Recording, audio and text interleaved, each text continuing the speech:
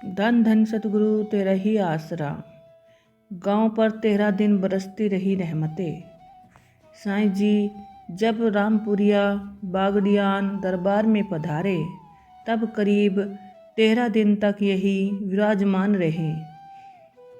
माड़ूराम इंसा बताते हैं कि उन दिनों सर्दी का मौसम था। उस दिन भी कड़ाके की ठंड थी। पूज्य साईं जी जीप से जैसे ही दरबार में पधारे तो यहाँ पर सेवादारों ने पहले ही आग के रूप में अंगीठी जलाई हुई थी। शहंशाह जी ने भी उस अंगीठी पर हाथ सेकते हुए फरमाया था, वाह वरी, बहुत ही अच्छा।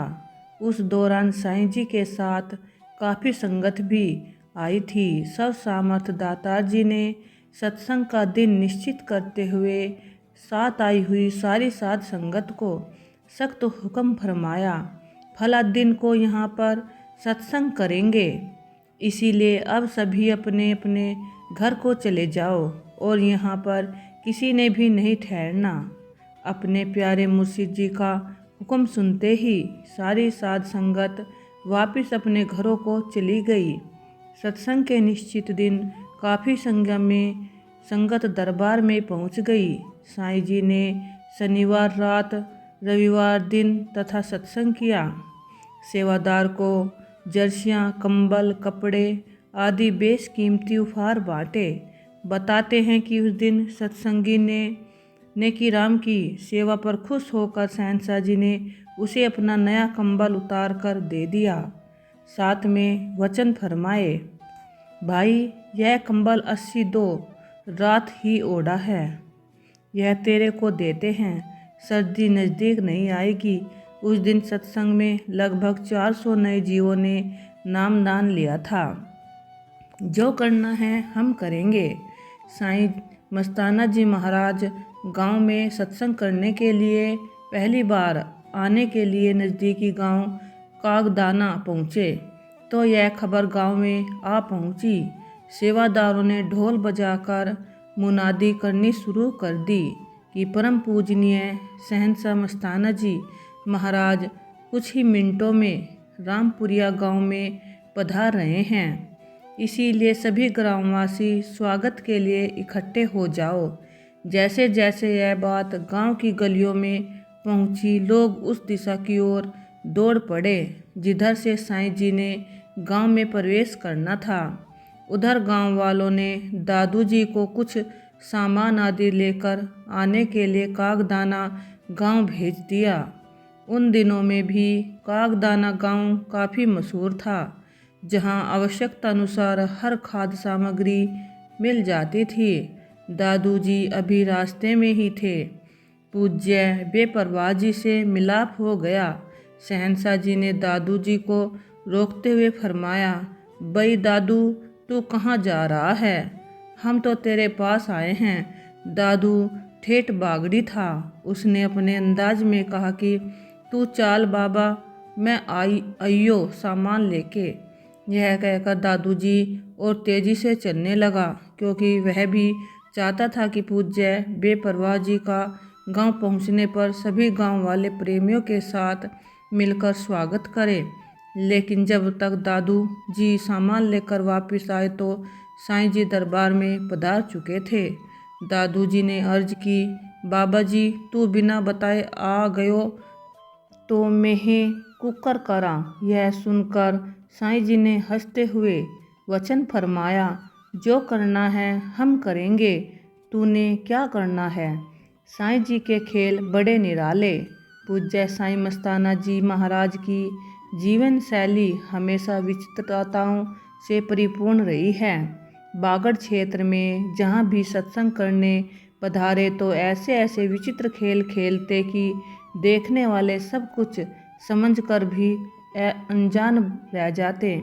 बताते हैं कि साईं मस्ताना जी महाराज जब पहली बार डेरा सच्चा सौदा ज्ञानपुरा धाम रामपुरिया बागड़ियान में पधारे, उससे पूर्व साईं जी ने गेहरू गांव में सत्संग किया।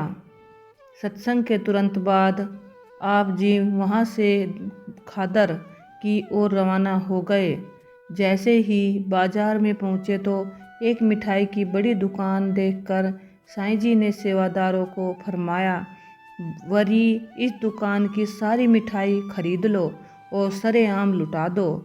जैसे ही सेवादारों ने फ्री में मिठाई बांटनी शुरू की तो वहाँ लोगों की बड़ी भीड़ लग गई।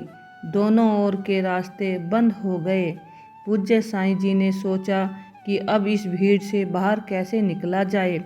तभी साईं जी ने अपने थैले में से सिक्कों की मुट्ठी भरी और भीड़ के दूसरी साइड में जोर से फेंक दी। जो लोग अभी तक मिठाई खाने में मस्त थे, वे अब पैसों के लालच में आकर सिक्के उठाने को दौड़ पड़े। साईं जी के इस चौध में से रास्ते की एक साइड बिल्कुल खाली हो चुकी थी। फिर बेपरवाह जी वहाँ से निकलकर कागदाना गांव आ पधारे। जे तूनी मनदाता मस्ताने नु ही मनना पाऊंगा। पूज्य साईं जी ने 1957 में ही एक बार गांव का सत्संग तय कर दिया था। रामपुरिया से पहले गांव कंवरपुरा में सत्संग होना था। पूज्य साईं जी कंवरपुरा जा पधारे। वहाँ पर रामपुरिया गांव के एक दो सत्संगी ही पहुँचे थे। जब पूज्य साईं जी ने उन लोगों से गांव के अन्य सत्संगियों के न आने के बारे में पूछा तो उन्होंने बताया कि बाबा जी लोग शादी इत्यादि कार्यक्रमों में गए हुए हैं। यह सुनकर पूज्य साईं जी ने फरमाया, भाई उन्हां लोकादी जे सत्संग च दिलचस्पी ही नहीं है ता चलो पिंड दी सत्संग भी कैंसिल कर देते हैं।